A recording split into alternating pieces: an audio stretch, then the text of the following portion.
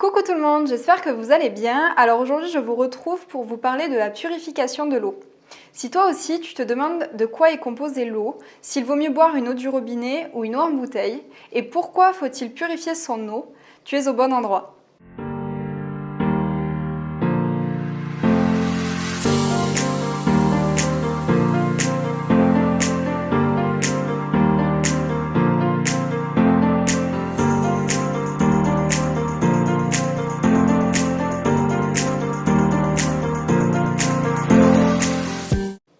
Alors tout d'abord, je vais t'expliquer un petit peu quels sont nos besoins en eau et pourquoi nous devons boire de l'eau.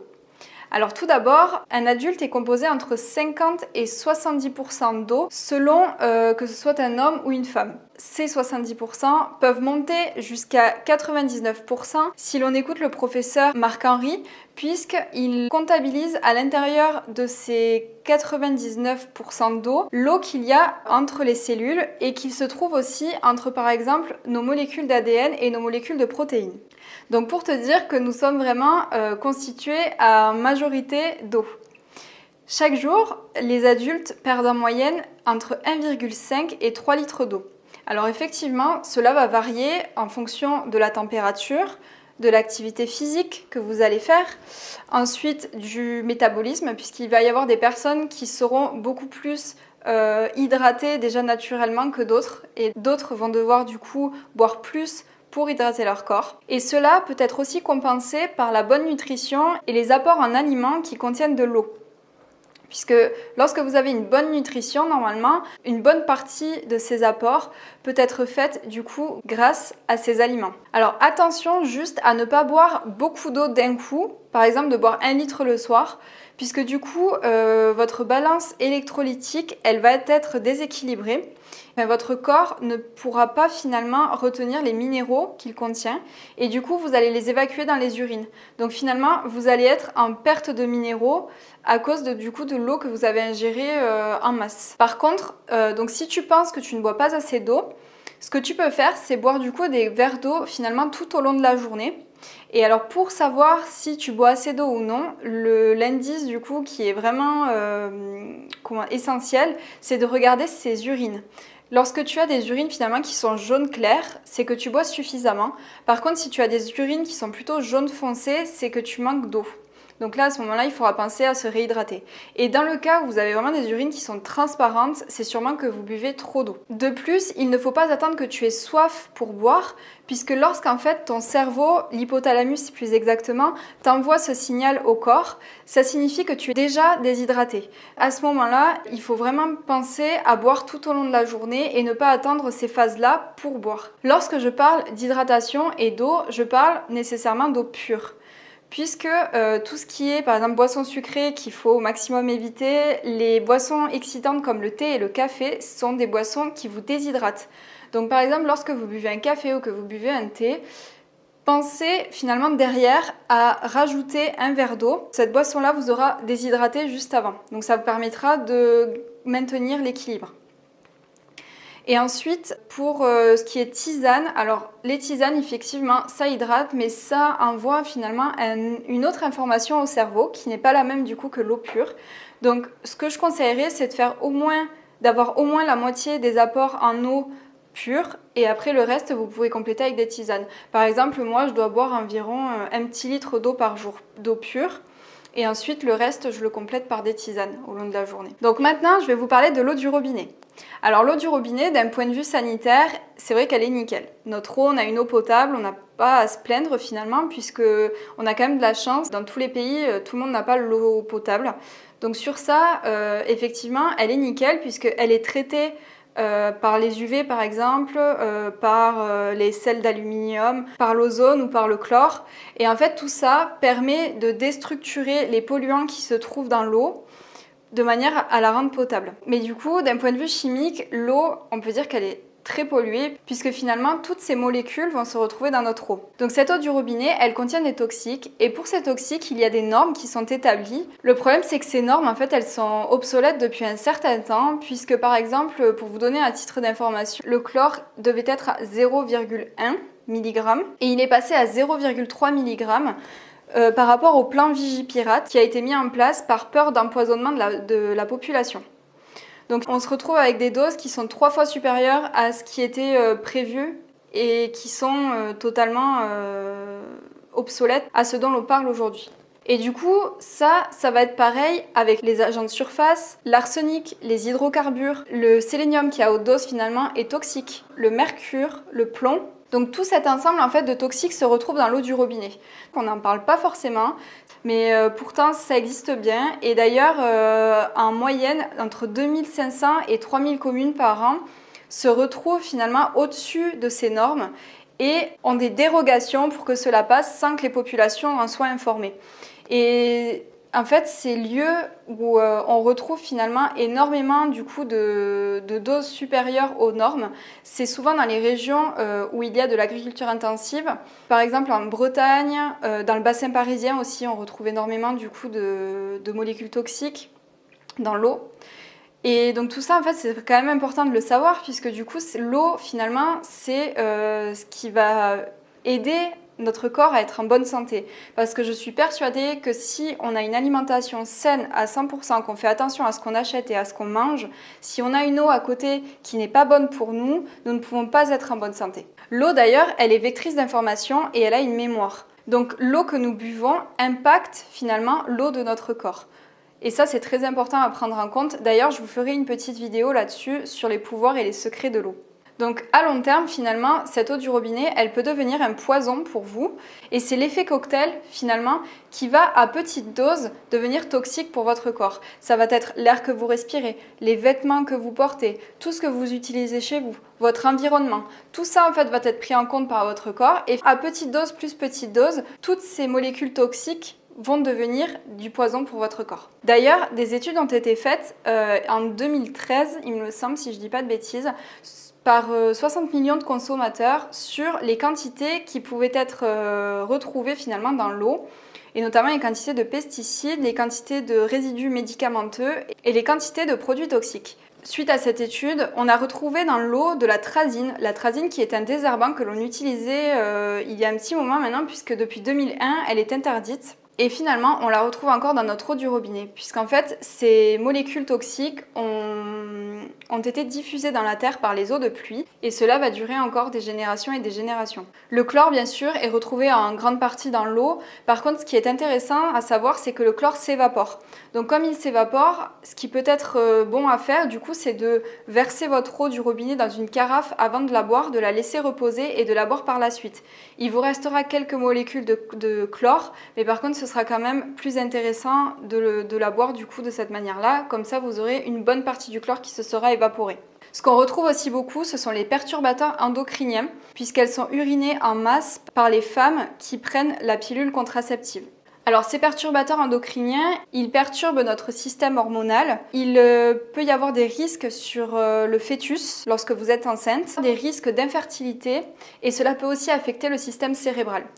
Finalement, aujourd'hui, c'est des choses dont on passe outre et qui sont quand même très importantes pour nous. D'ailleurs, je voulais refaire une petite parenthèse pour le chlore, vient se fixer sur nos récepteurs thyroïdiens. Et aujourd'hui, on décèle notamment beaucoup de maladies d'origine thyroïdienne. Et du coup, l'eau pourrait avoir un certain impact sur ces maladies. Pour contrer le chlore, ce qui peut être important, c'est de saturer en fait ces récepteurs thyroïdiens en iode. Pourquoi en iode? Parce qu'en fait, du coup, l'iode va venir saturer les récepteurs et du coup, en les saturant, le chlore ne pourra pas s'y insérer. Donc l'iode, vous pouvez soit le consommer en complément alimentaire, sinon vous le retrouvez dans les huîtres, dans les algues ou dans les fruits de mer. Donc c'est pour ça que je vous dis, il faut vraiment prendre conscience de tout ça et se mettre à filtrer son eau. C'est quand même la moindre des choses si vous voulez avoir un corps en bonne santé. Alors maintenant, je vais vous parler de l'eau en bouteille. Alors l'eau en bouteille, je ne vais pas trop m'étaler dessus parce que finalement, on va retrouver toutes les molécules dont je vous ai parlé dans l'eau du robinet. Alors effectivement, dans l'eau en bouteille, elles seront en quantité moindre, mais par contre, le plastique qui est utilisé pour les bouteilles, il s'appelle le PET. Dans le PET, on retrouve des perturbateurs endocriniens. Donc finalement, ce plastique va encore ajouter finalement de mauvaises molécules à votre eau.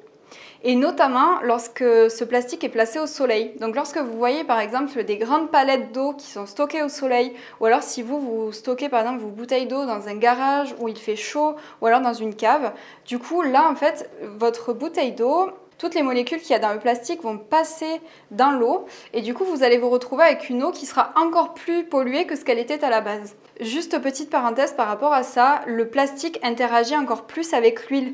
Donc surtout n'achetez pas de l'huile dans des bouteilles en plastique ou dans des bocaux en plastique. Achetez-le toujours dans du verre. Ça c'est très important parce que l'huile avec le plastique a le plastique arrive vraiment à échanger ses cellules avec l'huile et du coup là vous vous retrouvez vraiment avec une huile souillée par le plastique et par tout ce que vous pouvez retrouver comme molécules toxiques à l'intérieur. De plus, pour produire des bouteilles d'eau, il faut du pétrole, il faut du gaz, il faut de l'eau et il faut du charbon. Donc tout ça va être nécessaire à la fabrication d'une bouteille d'eau, sachant que pour obtenir 1 litre d'eau dans votre bouteille en plastique, il va en falloir 2. Le double va être utilisé. Et c'est sans compter l'eau qui est utilisée pour faire les bouteilles. Aujourd'hui, on calcule qu'il y a plus de 25 millions de bouteilles en plastique qui sont utilisées par jour en France. Et ce qu'il faut savoir, c'est que 40% de ces bouteilles ne sont quasiment pas recyclées. Il va y en avoir la moitié qui va être incinérée. Donc du coup, toutes les émanations finalement vont produire beaucoup de dioxyde de carbone dans l'air et des molécules toxiques pour nous. Et l'autre partie va être enfouie sous terre, sachant que pour qu'une bouteille d'eau se dégrade, il faut compter 1000 ans. Ce qu'il faut savoir aussi, c'est que l'eau en bouteille, elle coûte quand même 300 fois plus cher que l'eau du robinet. Et en fait, tout cet argent sert au marketing commercial finalement pour vendre ces bouteilles d'eau. Donc c'est totalement idiot. On est dans un système qui prône finalement ces bouteilles d'eau alors qu'elles ne sont pas meilleures pour la santé. Donc maintenant, la question c'est quelle eau boire. Donc je vais vous expliquer un petit peu qu'est-ce qu'on peut faire pour purifier son eau et du coup boire une eau qui est plus saine pour votre corps. Donc là maintenant, je vais vous parler des différents systèmes qui existent du coup pour purifier son eau. Donc je vais vous parler des carafes Brita, que vous devez sûrement connaître, du charbon compressé et ensuite du principe de l'osmose inverse. Donc la différence qui va être essentielle du coup dans ces différents principes pour filtrer l'eau, ça va être les systèmes de filtration, puisqu'en fonction de ces systèmes, du coup, les différentes molécules vont pouvoir être filtrées ou non, en fonction de leur taille. Donc tout d'abord, la cafetière Brita, elle filtre du coup l'eau. Par contre, elle va filtrer uniquement les grosses molécules toxiques qui se trouvent dans l'eau. Dans les carafes Brita, vous allez quand même avoir du coup les petites molécules qui restent toxiques. Donc ça va être le chlore, les minéraux, une partie de l'aluminium, différents résidus médicamenteux, des perturbateurs endocriniens et des virus pourront passer à travers le filtre de la carafe Brita. Ce qu'il faut savoir aussi, c'est que ces filtres, lorsqu'on vous dit de les changer, c'est très important de le faire parce que du coup, sinon ce sont des nids à bactéries. Il faut vraiment les nettoyer, même la carafe la nettoyer fréquemment, puisque ça vaut pour tous les principes finalement de filtration. Une fois que l'eau est filtrée, finalement, ce qui se passe, c'est que l'eau, elle est dépourvue de chlore, donc en fait, des bactéries vont pouvoir proliférer à l'intérieur. Donc ce qui est intéressant à faire, c'est qu'une fois que votre eau est filtrée, ce que vous faites, c'est que vous la versez dans une carafe et la carafe, vous la placez au frigo. Comme ça, vous êtes sûr que les bactéries ne pourront pas proliférer dans cette eau. Après, je ne vous dis pas de boire l'eau froide. L'eau, vous pouvez la sortir un petit peu avant ou même la faire bouillir un petit peu à la bouilloire juste avant de la boire pour avoir une eau tiède. D'ailleurs, ce qui peut être intéressant, c'est de, par exemple, prendre un demi-citron et de mettre quelques gouttes de citron dans votre eau, puisque c'est riche en vitamine C, en antioxydants et ça va venir reminéraliser votre eau. Donc ça, c'est très intéressant aussi. Alors maintenant, je vais vous parler du charbon actif. Donc le charbon actif, il y a différentes tailles. Vous pouvez retrouver par exemple les petits bâtons de charbon jusqu'au principe de filtration comme Bergfeld ou Berkey, qui sont du coup des charbons, des gros charbons en fait qui sont compressés. Donc le charbon, il fonctionne en fait en étant adsorbant. Donc adsorbant, qu'est-ce que ça veut dire? Ça veut dire qu'il ne fait pas que absorber, mais il permet aussi de retenir les toxines que vous allez retrouver dans l'eau. Donc en fonction de la taille des charbons, du coup cela varie. Effectivement, les petits bâtonnets de charbon que vous pouvez trouver par exemple en magasin bio, ceux-là, ils vont durer un certain temps en retenant finalement toutes ces molécules toxiques. Mais par contre, au bout d'un moment, vu qu'il est assez petit finalement, il est relâché dans l'eau. Il ne pourra pas les retenir entièrement. Par contre, au niveau des systèmes de purification d'eau comme Berkfield, c'est celui que je vais vous montrer juste après, c'est un système où le charbon est vraiment compressé et là du coup ça va vraiment retenir toutes les molécules toxiques et ne pas les laisser passer dans votre eau finalement que vous allez boire. Et pour finir, donc l'osmose inverse. Alors l'osmose inverse, c'est un système qui coûte encore plus cher du coup que le système British Berkfield. Il consiste à avoir un filtre à sédiments, puis un filtre à charbon et des jonctions hyper serrées qui permettent en fait même aux infimes petites molécules toxiques de ne pas passer dans votre eau. Par contre, alors je vais vous parler un petit peu au niveau du budget puisqu'après en fait vous allez faire votre sélection en fonction de votre budget effectivement. Alors les petits bâtonnets de charbon, vous pouvez les trouver entre 5 et 10 € en magasin bio. Ensuite pour ce qui est du British Berkfield que je vais vous montrer juste après, celui-ci il faudra compter environ 300 €. Et pour finir, l'osmose inverse, il faut compter à peu près le double, il me semble que c'est dans les 600 ou 700 €. Donc voilà, vous faites en fonction de votre budget, mais le minimum vraiment à avoir, c'est le petit bâtonnet de charbon. Donc je vais vous montrer un petit peu ce en quoi ça consiste. Donc voilà pour ce qui est du petit bâtonnet de charbon. Donc celui-ci, je l'ai cassé en deux, mais il est un peu plus grand normalement. Et ça, du coup, vous pouvez le mettre dans votre eau. Ça vous permet finalement de quand même avoir une eau qui est plus ou moins déjà purifiée puisque le morceau de charbon va permettre d'absorber quelques molécules toxiques de votre eau. Donc ce charbon, pour l'utiliser, vous avez juste à le placer dans votre eau, vous remplissez votre carafe d'eau, vous le placez dans l'eau et vous le laissez entre 5 heures et 10 heures dans cette eau. Et ensuite, vous pouvez boire votre eau, vous pouvez la placer au frais, bien sûr, il n'y a aucun problème. Alors ça, c'est le British Berkfield, donc ça c'est le gros purificateur d'eau, celui-ci fait 8 litres. Donc en fait, ici, il fonctionne à 2 étages. Donc au premier étage, ici, vous mettez votre eau en fait par la petite trappe que vous avez ici juste au-dessus. Et ensuite, elle va se déverser au-dessous. Et puis après, vous avez juste à la tirer finalement avec le petit robinet qui est en dessous. Je vais vous l'ouvrir pour que vous voyez un petit peu. Hop. Donc voilà. Donc celui-ci, le British Berkfield, il est constitué du coup de deux. Hop, je vais pas trop le pencher parce que sinon je vais mettre de l'eau partout. Donc celui-ci, il est composé de 2 filtres. Donc ici, ce sont des filtres qui sont recouverts de céramique et à l'intérieur, c'est du charbon compressé. C'est pour ça d'ailleurs que j'ai choisi plutôt British Berkfield que Berkey. Mais après voilà, c'est vraiment libre à vous. On est sur 2 systèmes qui sont à peu près les mêmes. Et donc voilà, donc là après, vous voyez, vous avez le deuxième étage. Donc voilà la marque British Berkfield. Et là, le petit robinet pour tirer l'eau.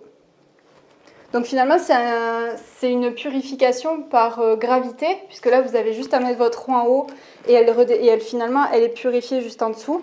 Et très important, c'est ce que je vous disais, de placer l'eau au frigo lorsqu'elle est pure, pour éviter finalement la prolifération des bactéries. Donc voilà, j'espère que ça vous aura éclairci sur la purification de l'eau et pour savoir quelle eau finalement est bonne pour votre santé. À minima, du coup, c'est ce que je vous disais, achetez au moins le petit filtre, le petit bâtonnet de charbon pour placer dans votre eau. Ça commencera déjà à avoir un effet sur votre eau et vous verrez qu'il y aura une différence finalement rien qu'au goût de l'eau. Une fois que vous avez retrouvé cette eau pure, vous avez la possibilité de retrouver finalement toutes les caractéristiques de l'eau de la nature grâce à la dynamisation. Et ça, je vous en parlerai une prochaine fois. Je vous fais des gros bisous et je vous dis à très vite.